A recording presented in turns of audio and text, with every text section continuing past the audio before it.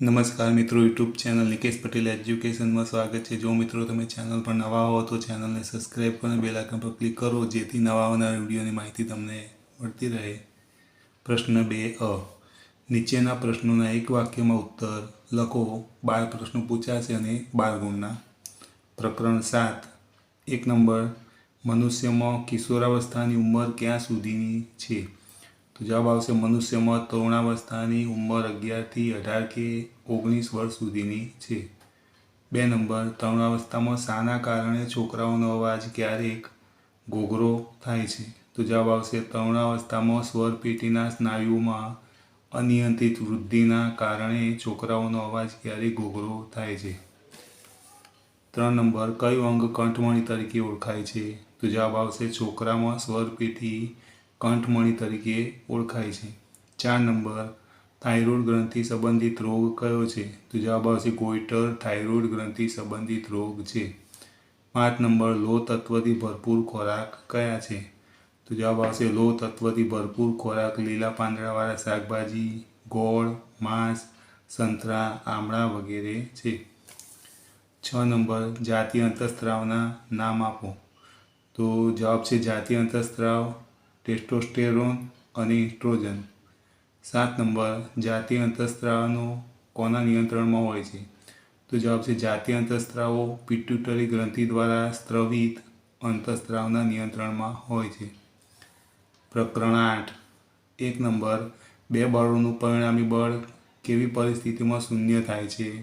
તો જવાબ છે જ્યારે વસ્તુ પર લાગતા બે બળો સમાન મૂલ્યના હોય અને પરસ્પર વિરુદ્ધ દિશામાં લાગતા હોય ત્યારે પરિણામી બળ શૂન્ય થાય છે। 2 નંબર, શું ગુરુત્વાકર્ષણ બળ માત્ર પૃથ્વી દ્વારા જ લાગી શકે છે? તો જવાબ છે ના, બ્રહ્માંડનો દરેક પદાર્થ બીજા પદાર્થ ઉપર ગુરુત્વાકર્ષણ બળ લગાવી શકે છે। 3 નંબર, સ્નાયુ બળને સંપર્ક બળ કેમ કહે છે? તો જવાબ આવશે સ્નાયુ બળ ત્યારે જ લાગુ પાડી શકાય છે કે જ્યારે સ્નાયુઓ કોઈ પદાર્થ સાથે સંપર્કમાં હોય, આથી તેને સંપર્ક બળ કહે છે। 4 નંબર, ઘર્ષણ બળને સંપર્ક બળ શા માટે કહે છે? તો જવાબ છે ઘર્ષણ બળ એ બે સપાટીઓ વચ્ચે સંપર્કને લીધે ઉત્પન્ન થાય છે, તેથી તેને સંપર્ક બળ કહે છે। 5 નંબર, પદાર્થની ગતિની અવસ્થા એટલે શું? તો જવાબ છે પદાર્થની જે અવસ્થા તેની ઝડપ અને ગતિની દિશા દ્વારા વર્ણવવામાં આવે છે તેને પદાર્થની ગતિની અવસ્થા કહે છે। 6 નંબર, એકમ સમયમાં પદાર્થે કાપેલા અંતરને શું કહે છે? તો જવાબ છે એકમ સમયમાં પદાર્થે કાપેલા અંતરને ઝડપ કહે છે। 7 નંબર, 5 m વર્ગ ક્ષેત્રફળવાળી સપાટી પર લંબરૂપે 50 N બળ લાગે છે તો દબાણ કેટલું લાગતું હશે? તો અહીંયા સૂત્ર મૂકવાનું છે દબાણ P બરાબર બળ F ભાગ્યા ક્ષેત્રફળ બરાબર 50 N છેદમાં 5 m વર્ગ બરાબર 10 N ભાગ્યા m વર્ગ બરાબર 10 N m-2 ઘાત। પ્રકરણ 9 પહેલો પ્રશ્ન છે સરકતું ઘર્ષણ બળ એટલે શું? તો જવાબ છે કોઈ સપાટી સાથે ભૌતિક સંપર્કમાં રહેલા પદાર્થને અચળ ઝડપથી ગતિમાન રાખવા માટે જરૂરી એવા બળને સરકતું ઘર્ષણ બળ કહે છે। 2 નંબર, લોટણ ઘર્ષણ બળ એટલે શું? જવાબ છે જ્યારે એક વસ્તુ કોઈ બીજી વસ્તુની સપાટી પર ગબડે છે ત્યારે તેની ગતિને અવરોધતા બળને લોટણ ઘર્ષણ બળ કહે છે। 3 નંબર, તરલ એટલે શું? તો જવાબ છે જે વહી શકે છે તેને તરલ કહે છે। 4 નંબર, તરલમાં ગતિ કરતી વસ્તુઓનો આકાર કેવો રાખવામાં આવે છે? તો જવાબ છે તરલમાં ગતિ કરતી વસ્તુઓનો આકાર ધારારેખી રાખવામાં આવે છે। પ્રકરણ 10 પહેલો પ્રશ્ન, ધ્વનિ કેવી રીતે ઉત્પન્ન થાય છે? તો જવાબ છે કંપન કરતી વસ્તુઓ દ્વારા ધ્વનિ ઉત્પન્ન થાય છે। 2 નંબર, કંપન એટલે શું? તો જવાબ છે વસ્તુની આગળ પાછળ કે ઉપર નીચે થતી ઝડપી ગતિને કંપન કહેવાય છે। 3 નંબર, સ્વરપેટી એટલે શું? તો જવાબ છે મનુષ્યમાં શ્વાસ નળીના ઉપલા છેડે આવેલા અવયવ જેમાંથી ધ્વનિ ઉત્પન્ન થાય છે તેને સ્વરપેટી કહે છે। 4 નંબર, સ્વરતંતુ એટલે શું? તો જવાબ છે સ્વરપેટીની આસપાસ ખેંચાયેલા તંતુઓને જેમના વડે હવાને પસાર થવા માટે સાંકડી સ્લિટની રચના થાય છે તેમને સ્વરતંતુઓ કહે છે. 5 નંબર, પુરુષોમાં અને સ્ત્રીઓમાં આવેલા સ્વરતંતુઓની લંબાઈ જણાવો. તો જવાબ છે પુરુષોમાં સ્વરતંતુઓની લંબાઈ લગભગ 20 mm અને સ્ત્રીઓમાં 15 mm હોય છે.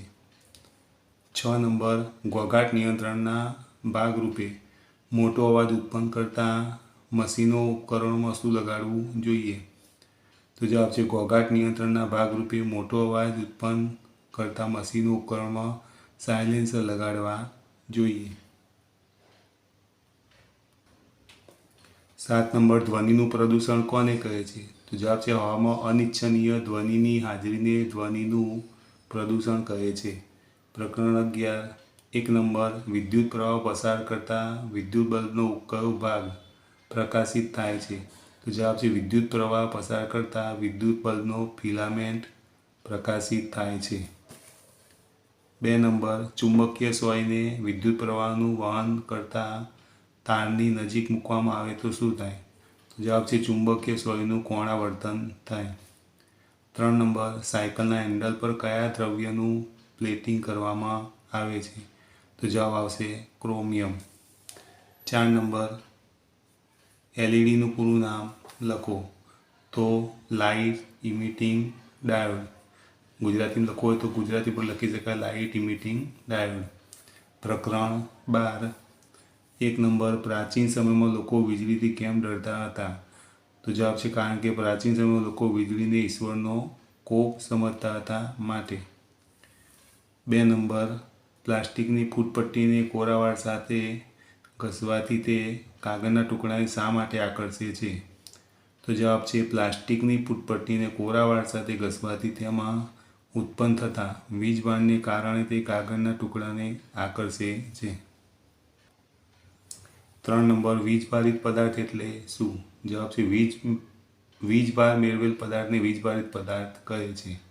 4 નંબર, ઇલેક્ટ્રોસ્કોપનો ઉપયોગ શું છે? તો જવાબ છે ઇલેક્ટ્રોસ્કોપનો ઉપયોગ પદાર્થ પર વીજભાર છે કે નહીં તે જાણવા માટે થાય છે. 5 નંબર, વીજભારિત પ્લાસ્ટિકની સ્ટ્રોનો વીજભાર કયા પ્રકારનો છે? તો જવાબ છે વીજભારિત પ્લાસ્ટિકની સ્ટ્રોનો વીજભાર ઋણ પ્રકારનો છે. 6 નંબર, ભૂકંપના કેન્દ્રને શું કહે છે? તો જવાબ આવશે ભૂકંપના કેન્દ્રને એપિસેન્ટર કહે છે. 7 નંબર, પૃથ્વીમાં થતી ધ્રુજારીના તરંગોને માપવા કયું સાધન વપરાય છે? તો જવાબ છે પૃથ્વીમાં થતી ધ્રુજારીના તરંગોને માપવા સિસ્મોગ્રાફ વપરાય છે. પ્રકરણ 13. 1 નંબર, કેવી સપાટી પરથી પ્રકાશનું નિયમિત પરાવર્તન થાય છે? તો જવાબ છે સમતલ અને ચળકતી સપાટી પરથી પ્રકાશનું નિયમિત પરાવર્તન થાય છે. 2 નંબર, સમતલ અરીસામાં વસ્તુનું પ્રતિબિંબ કેવું મળે છે? તો જવાબ આવશે સમતલ અરીસામાં વસ્તુનું પ્રતિબિંબ આભાસી, ચત્તું અને વસ્તુના કદ જેવડું મળે છે. 3 નંબર, સમતલ અરીસામાં વસ્તુનું પ્રતિબિંબ ક્યાં મળે છે? તો જવાબ આવશે સમતલ અરીસામાં વસ્તુનું પ્રતિબિંબ અરીસાની પાછળ મળે છે. 4 નંબર, એકબીજાને સમાંતર 40 મી અંતરે મૂકેલા બે સમતલ અરીસાઓની વચ્ચે એક મીણબત્તી મૂકતા તેના કેટલા પ્રતિબિંબો મળે છે? તો જવાબ આવશે અસંખ્ય પ્રતિબિંબો મળે. 5 નંબર, પેરિસ્કોપમાં કેટલા સમતલ અરીસાનો ઉપયોગ થાય છે? તો જવાબ આવશે 2 સમતલ અરીસાનો. 6 નંબર, કેલિડોસ્કોપ કયા સિદ્ધાંત પર રચાયેલું પ્રકાશીય ઉપકરણ છે? તો જવાબ આવશે ગુણક પ્રતિબિંબો પર રચાયેલું પ્રકાશીય ઉપકરણ છે. 7 નંબર, આપણી આંખમાં સળી કોષોનું કાર્ય શું છે? તો જવાબ આવશે આપણી આંખમાં સળી કોષો ઝાંખા પ્રકાશની સંવેદના પારખી શકે છે. જો મિત્રો તમને આ વિડીયો ગમ્યો તો વિડીયોને લાઇક કરો, કમેન્ટ કરો, શેર કરો અને ચેનલને સબસ્ક્રાઈબ કરો.